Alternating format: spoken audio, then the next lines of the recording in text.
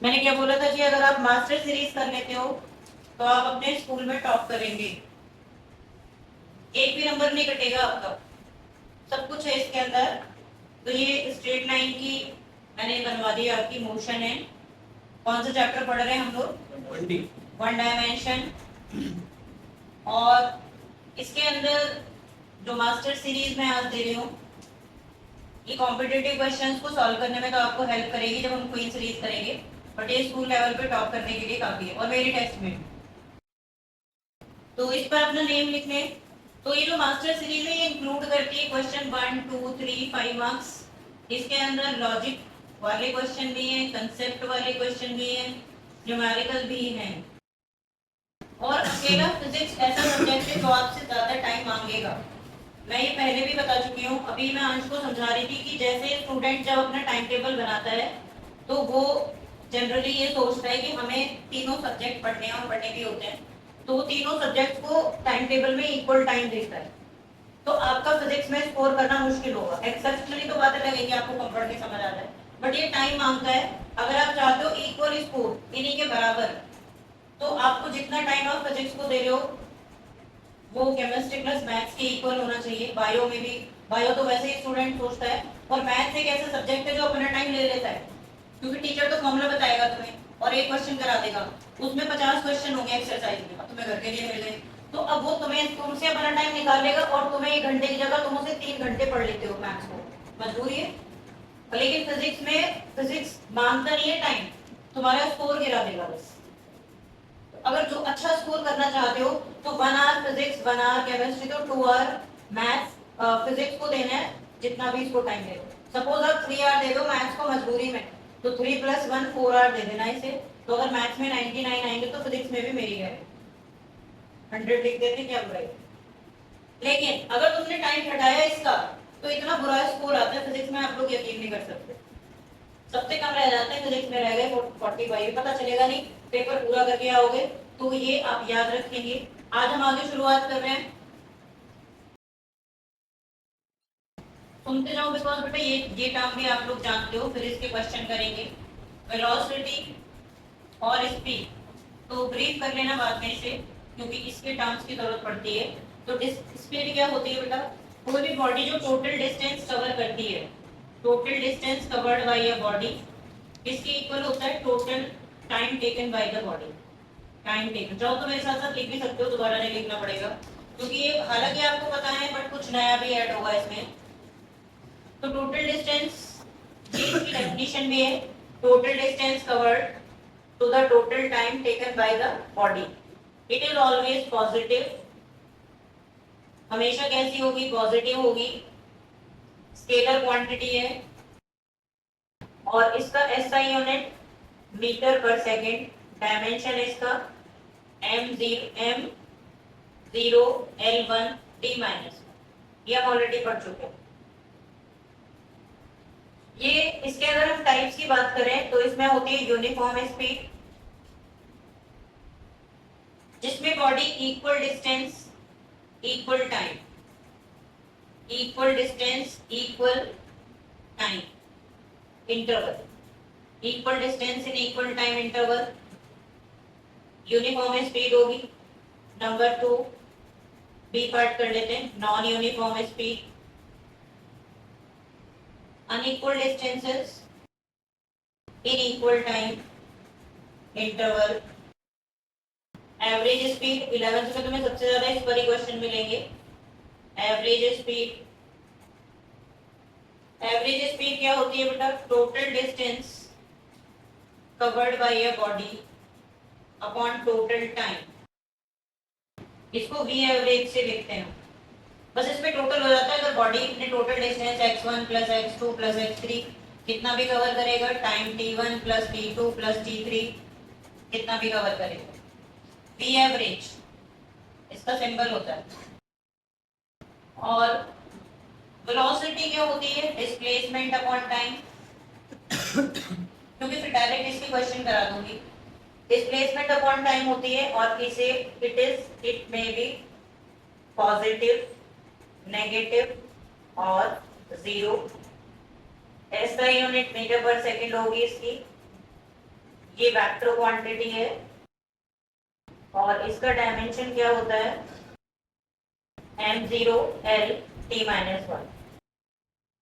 Types में पहला होगा यूनिफॉर्म वेलोसिटी, डिफाइन ऐसे ही करेंगे, equal displacement in equal time. बहुत ब्रीफ में लिख रही हूँ मैं क्योंकि ये सब चीजें नहीं पूछी जाती। हाँ एवरेज वाला पूछा जाता है तो वो लिख ही रहे हैं। नॉन यूनिफॉर्म स्पीड होगी, unequal displacement in equal time. Number 3 average velocity, ये काफी इंपॉर्टेंट है। ये होता है टोटल डिस्प्लेसमेंट, यानी बॉडी की पोजीशन में जो चेंज आता है upon time interval. Total time ना लेके इसमें टाइम इंटरवल जनरली हम लेते हैं, तो ये कुछ इस तरीके से बन जाता है क्वेश्चन में x2 माइनस x1, फॉर्मूले में देख लेना दोनों में चेंज है t2 माइनस t1, बट ये ग्राफ के अकॉर्डिंग वैसे दोनों का सेम ही रहेगा। एवरेज वेलोसिटी और एवरेज स्पीड का सिंबल में ज्यादा डिफरेंस नहीं होगा क्योंकि दोनों ही एवरेज हैं। मीटर पर सेकंड इसकी एसआई यूनिट होगी। ये जो सिचुएशन है कुछ इस तरीके से बताया गया कि अगर हम पोजीशन टाइम में ग्राफ बनाते हैं तो ऐसे जनरली अभी बता रही हूँ बस, बाकी ग्राफ तो अभी आगे आएंगे। अगर body x1 distance t1 time पे कवर कर रही है और x2 डिस्टेंस t2 टाइम पे कवर कर रही है अब तक, तो उस टाइम उसकी एवरेज वेलोसिटी का ये फॉर्मूला है इस सिचुएशन के लिए बताया इस इंटरवल में अगर तुम्हें एवरेज वेलोसिटी निकालनी। ये तो था बेसिक। अब दोनों को मिला के एक आती है इंस्टेंटेनियस वेलोसिटी, ये है इंपॉर्टेंट। इंस्टेंटेनियस वेलोसिटी की डेफिनेशन भी पूछी जाती है और खास बात ये है कि इसको स्पीड भी बोल सकता है क्योंकि यहाँ पे डायरेक्शन का कोई काम नहीं। मैम उसकी डेफिनेशन एनसीईआरटी में बड़ी अजीब सी है। हमें एनसीईआरटी वाली नहीं करनी, हम जो इजी है वो करेंगे। एनसीईआरटी में बहुत सारी चीजें अजीबोगरीब दी हुई हैं तो वो हमें नहीं देखनी। वो आपको समझ, वो उसने क्या किया ज्यादा एक्सप्लेन कर रखा है ग्राफ से, हर चीज को समझाया हुआ है तो इसलिए तुम्हें वो अलग लग रहा है। नहीं उसको बता दी लिमिट एक्सटेंड्स टू 0। वो सब मैं भी बता रही हूँ, आप पहले सारा लिख लो फिर हम मेन टॉपिक की तरफ मूव कर रहे हैं। इंस्टेंटेनियस वेलोसिटी, ज्यादातर इसको स्पीड ही बोलते हैं। इंस्टेंटेनियस स्पीड, वेलोसिटी बोलिए जो भी बोलिए एक ही बात, इसकी डेफिनेशन में बोलूंगी। इतने में से अगर किसी को कहीं कंफ्यूजन हो रहा है बेटा वो मुझे बता देना, और यहाँ थोड़ा सा एक ग्राफ वाला सेक्शन बना लेना, बाद में अभी आएगी इसकी एक्सप्लेनेशन। तो ये जरूरी है कि आप ये शो करें कि ये फॉर्मूला हम क्यों लिख रहे हैं, ये टाइम के साथ ग्राफ प्लॉट करें। और x को हम लोग पोजीशन लेते हैं, इससे कंफ्यूज मत होना क्योंकि वो भी बहुत पोजीशन डिस्टेंस भी हो सकती है, ज्यादातर वो डिस्प्लेसमेंट का ही पार्ट होता है क्योंकि चेंज इन पोजीशन लेते हैं। ये रेस कर दो बेटा, हो गया। इंस्टेंटेनियस स्पीड समझते हुए लिखेंगे, ये सब तो आपको पहले से आता था। इंस्टेंटेनियस उसके नाम से ही डिफाइन किया जाता है। इंस्टेंटेनियस का मतलब जो इंस्टेंट से रिलेटेड है, बॉडी की वो स्पीड जो एक पर्टिकुलर इंस्टेंट पे होगी। ऐसे समझो जैसे हमारा कोई भी व्हीकल, गाड़ी हो, स्कूटी हो, अगर हम बिजी रोड पर चलते हैं कि नॉर्मली रोड पर हम चले हाईवे के अलावा, तो हम उसे एक कांस्टेंट स्पीड से चला सकते हैं या बार बार हमें ब्रेक लगाने पड़ते रहते हैं। ट्रैफिक है अगर रोड पर तो गाड़ी एक कांस्टेंट स्पीड से चलेगी या कम ज्यादा होती रहेगी क्योंकि ट्रैफिक है। तो अगर आप किसी पर्टिकुलर इंस्टेंट पर उसको फाइंड करें, जैसे वो तुमसे बोलेगी कार की वेलोसिटी या कार की स्पीड 5 सेकंड पे बताओ, अब बताओ 5 सेकंड पे कितनी है, 5 सेकंड बाद नहीं, 5 सेकंड को कितनी होगी, 2 सेकंड पर कितनी होगी। तो ये एक इंस्टेंट हो गया जो तुम्हें बाउंड कर रहा है कि कब बतानी है, 2 सेकंड पे। तो उसी को क्या बोलते हैं हम, क्योंकि बॉडी की पोजीशन भी वेरिएबल है तो इसी का फॉर्मूला होता है dx/dt, जिसकी वजह से तुम्हें डिफरेंशिएशन पढ़ाया जाता है। अब यहाँ पर d क्या है, ध्यान से सुनो, change of position with respect to time. d क्या है, चेंज किसका, पोजीशन का, और dt क्या है, टाइम इंटरवल, समझने के लिए। बट दिस होल dx/dt का मतलब है change of position with respect to time, मतलब we will differentiate x with respect to time, differentiation से कर सकते हैं। अब इसको एनसीईआरटी में कुछ अलग तरीके से रिप्रेजेंट किया गया है। उन्होंने बोला है कि जो इंस्टेंटेनियस स्पीड होती है वो limit delta t tending to 0 delta x upon delta t, क्योंकि एनसीईआरटी कहीं कहीं t को क्या शो कर रही है, delta, and delta again represent the change. तो ये change of position with respect to time. अब ये लिमिट क्या है, लिमिट एक मैथ्स का फंक्शन है। लिमिट क्या है, एक मैथ्स का फंक्शन है लिमिट एंड कॉन्टिन्यूटी के नाम से, 11th मैथ्स में आ रहा है, लिमिट्स एंड कॉन्टिन्यूटी। मतलब समझ लो इसमें क्या होता है कि जैसे वो तुम्हें लिमिट कोई भी वेरिएबल x अप्रोच, एरो का मतलब होता है अप्रोचिंग टू 2 और इसका मतलब होता है कि x की value is not exactly 2 but it is approaching to 2। क्या बोला मैंने? x की वैल्यू 2 नहीं है लेकिन वो किसकी तरफ अप्रोच कर रही है? 2 की तरफ। इसका मतलब वो नियरली क्या है? 2 ही है। तो वो जब तुम्हें मैथ्स में पढ़ाया जाएगा तो तुम लोगों को सिखाया जाएगा कि इक्वेशंस होते हैं इसमें सॉल्व करने के, तो शुरू में टीचर तुम्हें मना करेगा कि 2 मत रखना, बाद में हम कुछ स्टेप सॉल्व करते हैं और फिर बाद में 2 रखते हैं और जब तक दिखते रहते हैं। एल हॉस्पिटल रूल होता है, सिखाएंगे मैथ्स में, अभी हम उस चीज में नहीं जा रहे। इंटीग्रेशन की लिमिट्स डिफरेंट है, इंटीग्रेशन की लिमिट्स डिफरेंट है बट ये लिमिट अलग है। फिलहाल मेरा कंसर्न बस इतना है बेटा, यहाँ पर हम लिख रहे हैं कि डेल्टा टी अप्रोचिंग टू 0 और ये क्या शो कर रहा है? इट शोज दैट, क्या शो कर रहा है बताओ? Time interval is very small, time interval is very small. यानी किसकी तरफ अप्रोच कर रहा है? स्मॉल। यानी हम कोई एक ही इंटरवल लेंगे, 2 3 5 सेकंड, ये चीज बताई गई। It is the velocity of the, it is the speed of the body. Definition लिख रहे हैं अगर आपसे पूछी जाएगी। Instantaneous speed, it is the speed of a body at a particular instant of time. Comma लगा के लिखो known as instantaneous speed।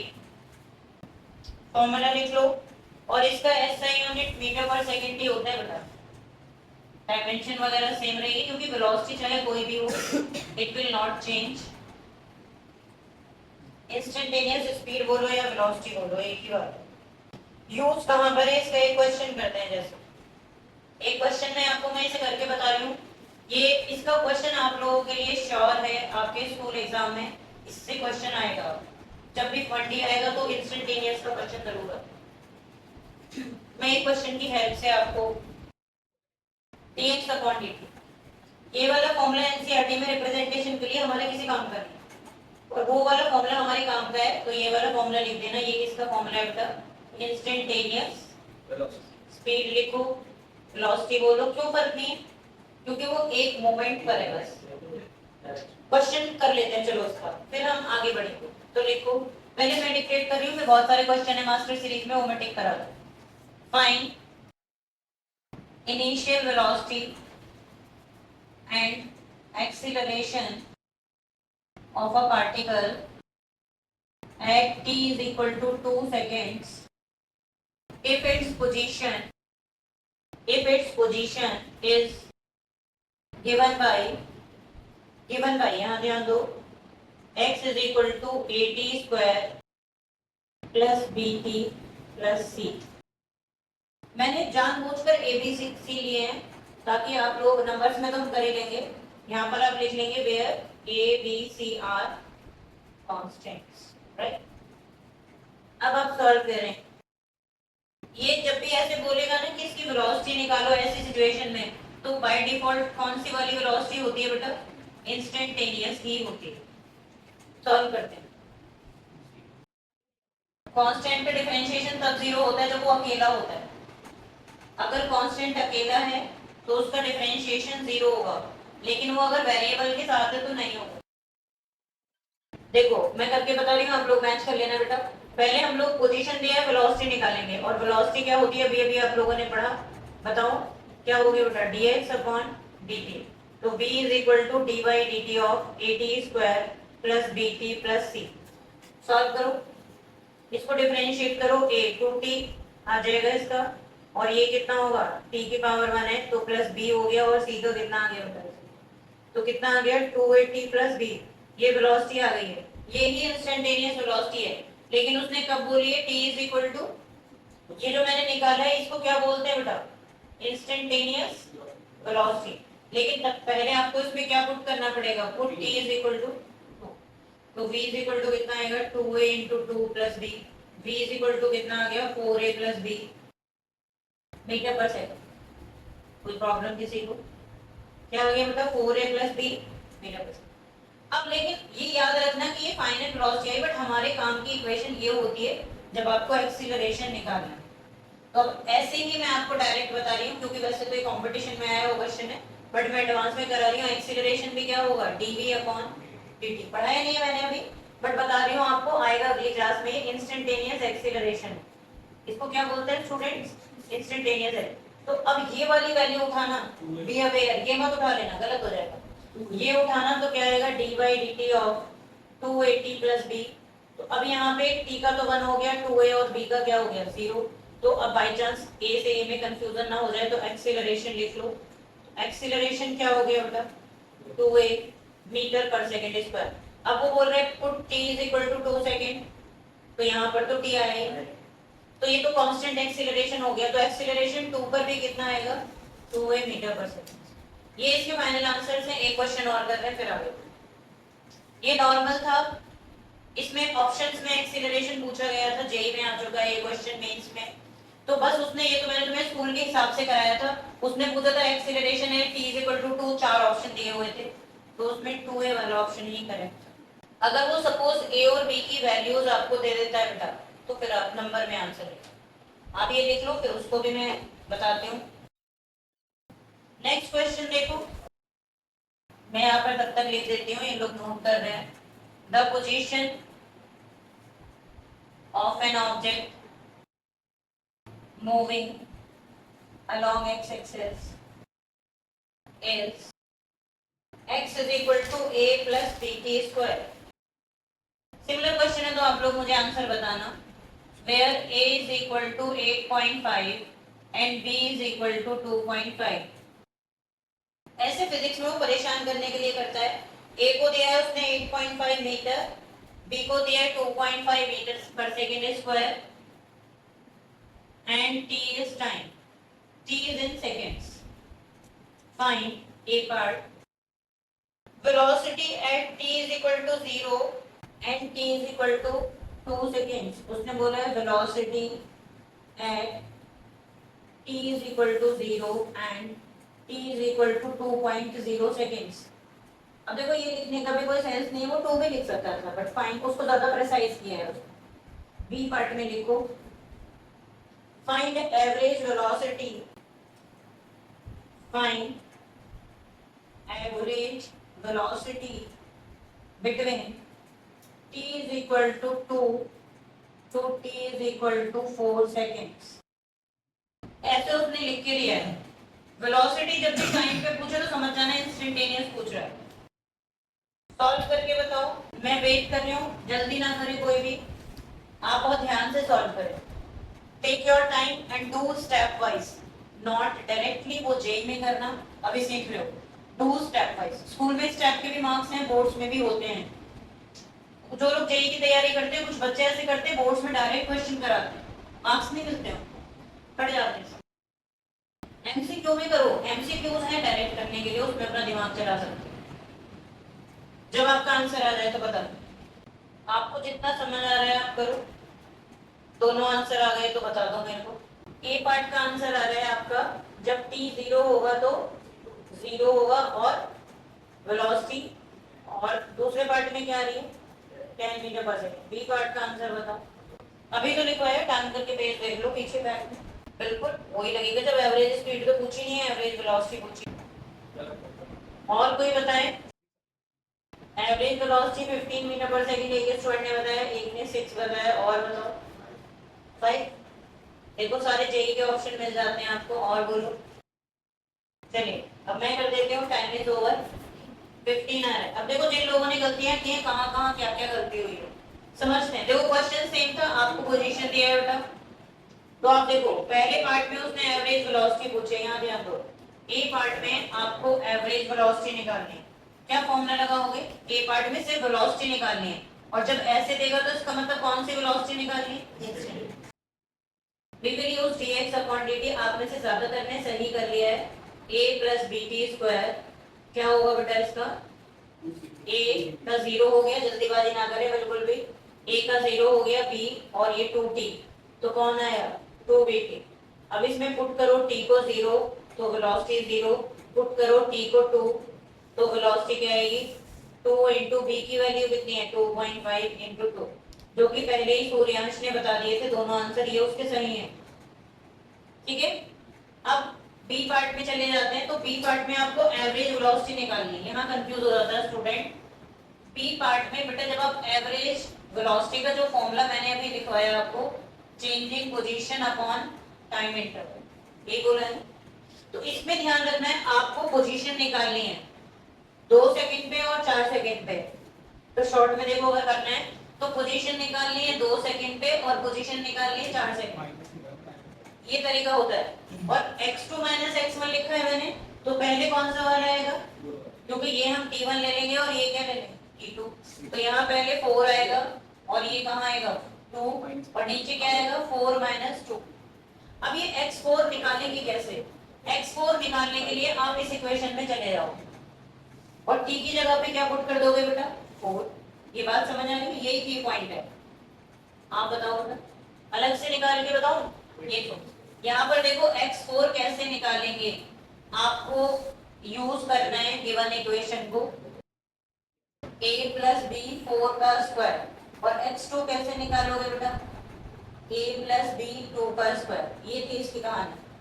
तो ये x4 क्या हो जाता है a + 4 4 जा 16b, और a कितना है हमारे पास, उसने दिया 8.5। अब वो आप जैसे भी डायरेक्ट करो, ऐसे करोगे तो ये कट जाएगा, वो ज्यादा इजी है। अलग अलग मत वैल्यू डालो, ऐसे ही छोड़ देते हैं। तो फिजिक्स में कैलकुलेशन से बचना चाहिए, क्योंकि वैसे ही टाइम इतना वेस्ट होता है। इनको डायरेक्ट उठा के यहाँ रखो, कैलकुलेशन बिल्कुल लास्ट में करो, जब बिल्कुल आपको लग रहा है कि अब कुछ बचा ही नहीं, तो कैलकुलेशन कर डालो पुट इन पर। बहुत सारी चीजें कट जाती हैं फिजिक्स में। एवरेज वेलोसिटी, अब ये वैल्यू डालोगे तो कितना आएगा a + 16b - a - 4b। तो देखो कैलकुलेशन से बच गया, कौन गया a से a गया, और 16 - 4 कितना आएगा एक 16 कितना आएगा बोलो, ये तुम लोगों के लिए कर रही हूँ मैं। 6b आ गया, और अब b की वैल्यू डाल दो 6 × जो कि इन्होंने आंसर पहले ही बता दिया था सूर्यांश ने, ये भी इनका करेक्ट आंसर था बाय चांस। चलिए गुड, चलते हैं आगे की तरफ। अब आप इससे क्विक जो अभी मास्टर सीरीज दिए इंस्टेंटेनियस वेलोसिटी के क्वेश्चन टिक कर लो, वो आप होमवर्क में इजीली कर लोगे। सबका खात्मा हम एक साथ करें, क्योंकि जो टॉपिक पढ़ा है that will be easier to understand. आप लोग टिक करते जाना। जो ये हम लोगों ने इंस्टेंटेनियस वेलोसिटी पढ़ी है, इसके ऊपर मास्टर सीरीज के क्वेश्चंस जो आप कर सकते हो वो कौन कौन से हैं बेटा, मार्क करो आप। डायरेक्ट क्वेश्चन आपको टिक करा रही हूँ मैं। क्वेश्चन नंबर 11, पेज आप अपने हिसाब से ढूंढ लेना। पहले पेज पे 11th क्वेश्चन ही है, इंस्टेंटेनियस के बता रही हूँ। पेज 2 पर आप आ जाओ, क्वेश्चन नंबर 35 36 35 36। नेक्स्ट पेज पर आ जाओ, क्वेश्चन नंबर 67। मैं इसीलिए एक साथ करा रही हूँ ताकि फिर हमें बार इतने क्वेश्चन आपके टॉपिक के कवर हो जाएंगे और आपको अच्छे से आते जाएंगे। 67 के बाद आप यही क्वेश्चंस हैं, इसमें 110 भी है, तो ये कवर हो गया पूरा 110। ये 5 मार्क्स का प्रॉब्लम है, थोड़ा बड़ा होगा ये क्वेश्चन, तो ये आपको सारे करने। आगे चलते हैं हम नेक्स्ट टॉपिक की तरफ। अब ये तो बात हुई बेटा इंस्टेंटेनियस वेलोसिटी। इसी टॉपिक पर क्वेश्चन डायरेक्ट भी बनता है कि आपको इंस्टेंटेनियस ना पूछ के एवरेज स्पीड के साथ पूछेगा। तो अब इसके दूसरे क्वेश्चंस की तरफ चलते हैं। मैं बहुत ही बेसिक क्वेश्चन से शुरू करा रही हूँ। तो लिखो, a car starts from A, a car starts from A, reaches to B with 48 km/h. It returns back to A. It returns back to A with 54 km/h with a speed 54 km/h. Find its average speed and average velocity. अब तुम लोग एक बात पहले मेरे ध्यान से सुन लो बेटा। एवरेज स्पीड और एवरेज वेलोसिटी पे 3 कैटेगरी होती है क्वेश्चंस की। नंबर 1 कैटेगरी होती है इंस्टेंटेनियस वेलोसिटी से रिलेटेड, जो ऑलरेडी डन है, तरीका बता दिया मैंने। आपको कोई डाउट आएगा तो मुझसे पूछ सकते हैं। सेकंड कैटेगरी होती है न्यूमेरिकल का फॉर्म, जैसे मैंने एक बहुत ही सिंपलेस्ट जो 9th में भी कर चुके हो वो फॉर्म तुम्हारे सामने रखी है, और उसमें भी तुमसे क्या पूछेगा, एवरेज स्पीड और एवरेज वेलोसिटी। और इन में सबसे ज्यादा जो इम्पोर्टेंट है वो थर्ड कैटेगरी है, और वो होती है ग्राफ पर। एक प्लॉटेड ग्राफ आता है, ये ग्राफ तुमसे प्लॉट करवाएगा और उसमें आपसे क्या पूछेगा, एवरेज स्पीड एंड एवरेज। तो वो भी आज की क्लास में हम डिस्कस नहीं करेंगे क्योंकि उसमें पहले हमें ग्राफ सीखने पड़ेंगे, समझ गए? सॉरी, तो ये मत समझना कि बस एक 3 कैटेगरी, तो मैं अभी दूसरी कैटेगरी पे पहुंची हूँ। क्वेश्चन आप लोगों के लिए आंसर होता है। एक कार है जो ए से बी तक जा रही है, आगे, और फिर वापस बी से ए पर आ रही है, स्पीड दी हुई है आपको, आंसर जिसका आ चुका है वो बता दो, आप दोनों निकाल लो, बता दो।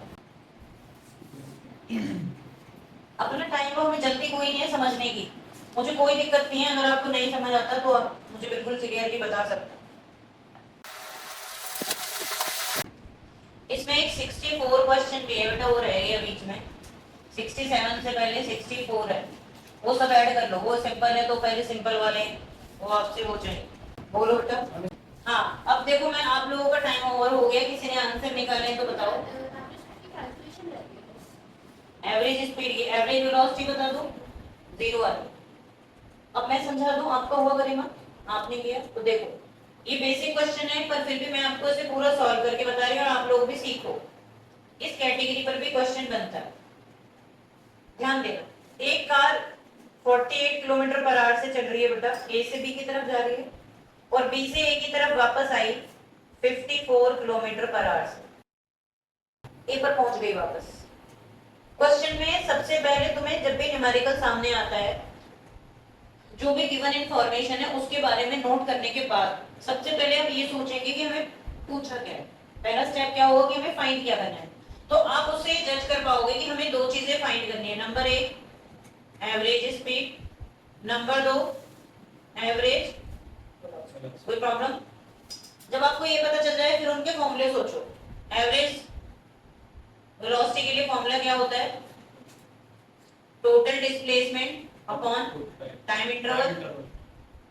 टोटल टाइम भी ले लेते हैं, इसमें ऐसा कुछ नहीं है, टाइम टेकन चलेगा वो इंटरवल ग्राफ के लिए। और ये क्या होता है बेटा, टोटल डिस्टेंस, ध्यान दो इधर सारे, अपॉन टोटल टाइम।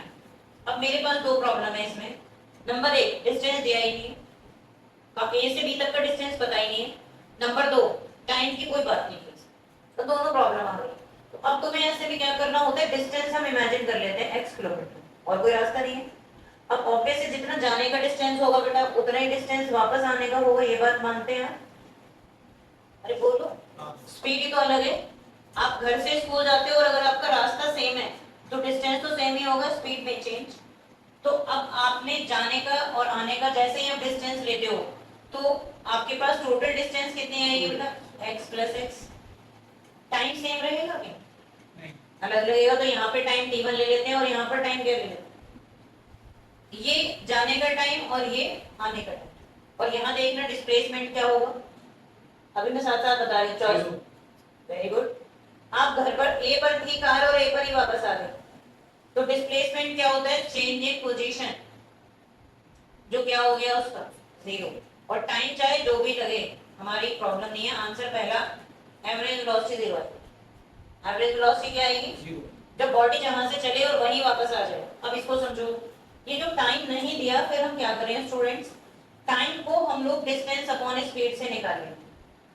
टाइम को कैसे निकालोगे, डिस्टेंस अपॉन स्पीड। टाइम को कैसे निकालोगे, डिस्टेंस अपॉन स्पीड। चल सकता है ऐसे? ये आपके पास v1 आ गया और ये नब्बे आप ऐसे ही कर देते बेटा। हाँ, तो यही करेक्ट है इसमें, x अपॉन, अब तुम बोलोगे कि ये 48 किलोमीटर पर आ रहा है, मीटर पर सेकंड में चेंज करें क्या, तो जरूरत नहीं क्योंकि मैंने किलोमीटर में दे दिया, तो ऐसे में चल जाएगा। और हमारा आंसर यहाँ से किस में आने वाला है, किलोमीटर पर आवर। तो अब इसमें से 2x, x 1/48 प्लस 1/54, x की कहानी खत्म हो गई। जो हम एज्यूम करते हैं that should not be the part of answer. अब एलसीएम लेके तो तुम लोगों का मैथ्स बहुत अच्छा है, आप आराम से सॉल्व कर लोगे। 48 into 54, 48 प्लस 54, बताओ कितना, यही फाइनल। 6 कॉमन लेके काटो, जो कट में काटो कितना, 50.8 इन्होंने सही निकाला, बाकी लोग लिख लें और अपना डाउट पूछ लें। अब हर्षवर्धन इसमें बेटा अगर कोई कंफ्यूजन है किसी भी पार्ट में तो वो आप मुझसे पूछ सकते हैं। और मैं एक चीज यहाँ क्लियर कर दूं बेटा, सोचो अगर यहाँ पे ये जीरो ना हुआ होता, वो बीच रास्ते में खड़ी होती बॉडी कहीं, तो डिस्प्लेसमेंट जीरो ना होता, तो फिर जो भी आता वो ले लेते और टाइम इंटरवल ले लेते कितना लगा। ऐसा भी क्वेश्चन करा दूंगी, अभी मैंने बिल्कुल बेसिक वाला करा, नोट कर लो। हाँ मास्टर सीरीज नहीं है, बस मास्टर सीरीज में कुछ रिलेटिव वेलोसिटी के टॉपिक हैं जो अभी सीबीएसई एक साल से नहीं दे रही है, तो रिलेटिव वेलोसिटी के जो क्वेश्चन होंगे वो मैं नहीं दूंगी आपको। दिसंबर 2024 स्ट्रिक्टली 12th प्लस 11th पूरा सेम कर दिया, जो पहले अलग होता था फिजिक्स में कुछ भी अलग नहीं है, सब सेम कर दिया 12th के टॉपिक। हाँ बस डीप में होगा, डीप में डिफिकल्टी लेवल हाई है, डीप तो पूरा तुम लोग पढ़ोगे, नहीं मतलब ऐसा कुछ भी डिफरेंस टॉपिक पढ़ना ही नहीं पड़ेगा, कुछ नहीं पढ़ना फिजिक्स में, जो मैं करा रही हूँ कुछ नहीं, सारा सेम कर दिया उन्होंने दिसंबर 2024 में। हटा दूँ ये, नोट करो। फिर आप लोगों के लिए एक क्वेश्चन है, सिलेबस एनसीईआरटी बेस्ड होता है, आता कुछ है नहीं हमारी एनसीईआरटी से। हाँ सारे टॉपिक अभी जो मैं तुम्हें पढ़ाऊंगी तुम्हें मिलेंगे नहीं सारे टॉपिक एनसीईआरटी उस तरीके से, तो फिजिक्स की एनसीईआरटी की थोड़ी सी दिक्कत है, कुछ आता ही नहीं उसके अंदर से। क्वेश्चन करके बताऊंगी आप। चलो क्वेश्चन नंबर 12 करके बताओ मास्टर सीरीज का, अभी क्योंकि कुछ क्वेश्चन इसमें ग्राफ के दिए हुए हैं तो मैं ज्यादा उससे नहीं दे रही हूँ, अगली क्लास में हम ग्राफ करें। 12th question from master series, आप लोग सॉल्व करके बताएं। हाँ डिस्प्लेसमेंट कितना आ रहा है मतलब, पर नहीं पाया नहीं सॉरी, अब 2 R be careful. 2 R question number 12 displacement निकालना, पेज 1 मास्टर सीरीज, बताओ। आप रीड करो क्वेश्चन क्या है हर्ष। An athlete completes one round of circular track of radius r in 40 seconds. What will be the displacement at the end of 2 minutes and 20 seconds? वो बोल रहा है कि 40 सेकंड में पूरा एक चक्कर लगा लेता है, तो 2 मिनट कितना, 2 मिनट 20 सेकंड में वो कितना डिस्प्लेसमेंट होगा ये आपको फाइंड कर। अगर आप ये पता कर लो बेटा वो 2 मिनट और 40 सेकंड में कहाँ पर है, तो इसे चेंज करो, 2 मिनट में कितने सेकंड होंगे, 120 प्लस 140 सेकंड, तो अब 40 सेकंड में एक चक्कर लगाता है, तो 140 सेकंड्स में कितना राउंड लगा लेगा। हाँ वही बताने हैं आपको, राउंड एक तो 40, ऐसे डायरेक्ट भी कर सकते हो तो छोटा है क्योंकि 40 सेकंड में एक राउंड, 80 सेकंड में 2, और 120 में कितने होंगे 3 राउंड। अब बचेंगे उसके पास 20 सेकंड्स, तो 20 में जब 40 में एक लगा रहा है तो 20 में कितना राउंड लगाएगा आधा। तो अंश समझ आ रहा है, यहाँ खड़ा हुआ है वो, पी से घूम के कहाँ खड़ा हुआ है, तो हर्षवर्धन ने जो आंसर बताया। हाँ आप बोलो, वे आप कुछ भी करो कोई प्रॉब्लम, आप इसमें कोई भी तरीका आप यूज कर सकते हैं। अब मैंने तो देखो ऐसे कर दिया, लेकिन अगर वो बहुत बड़ी कोई डिजिट दे देता कि इतने सेकंड्स में निकालो कि वो का डिस्प्लेसमेंट क्या होगा, तो फिर हम थोड़ी ऐसे कर सकते थे, फिर हमें क्या करना पड़ता, 40 से डिवाइड करना पड़ता और उसके राउंड निकालते पहले, बचते तो उसके हिसाब से फिर हम देखते। अभी फिलहाल हमें पता है कि एट द एंड ऑफ, आप यहाँ पे लिख दोगे therefore at the end of 140 seconds वो कहाँ पर होगा बेटा, हाँ एथलीट कहाँ पर होगा, ही इज एट पी, कहाँ पर है पी पर, sorry he is at Q, तो डिस्प्लेसमेंट क्या आएगा, change in position P Q यानी 2r। यही फिजिक्स होती है सिंपल, लेकिन घुमाकर चक्कर पे चक्कर। आंसर देखो कुछ आया ही नहीं, 2r वैल्यू देगा 1 मीटर तो 2 मीटर दे सकता है ऑप्शन। तो ये आगे मैं एक क्वेश्चन और मैं आपको दे रही हूँ क्योंकि अभी है हमारे पास टाइम। इसमें तुम लोग पहले जो एक नंबर के क्वेश्चन है वो तुमसे हो जाएंगे, मतलब 1 से लेकर 9 तक के क्वेश्चन अच्छे हैं ये कर लेना,